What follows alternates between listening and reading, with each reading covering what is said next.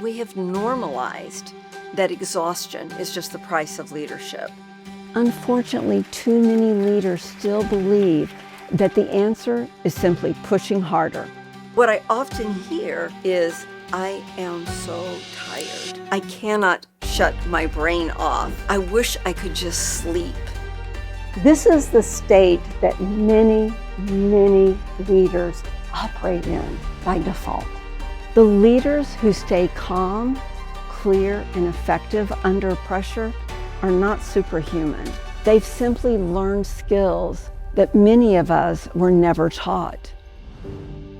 I am an executive coach who incorporates the science of your brain, body, and breath to make you be a more effective, inspiring leader. I had spent years believing that pushing harder was simply part of leadership. But I kept seeing incredibly talented people, smart, committed, successful, running into the same invisible wall. We just work harder and harder and harder. We end up successfully exhausted. The stressed out employee cannot perform. But here's the good news. Patterns can change, and the entry point is available to you at any moment with your breath. The thing that stuck out with me on Margo's presentation was the science that was behind it. It just clicked for me. Your body is sending endless messages, continual messages to your brain. Learn how to regulate yourself, your nervous system, so that you feel the emotions, but the emotions don't control you. Mindful rather than just mindless. You can physically change your brain at any age with attention and intention.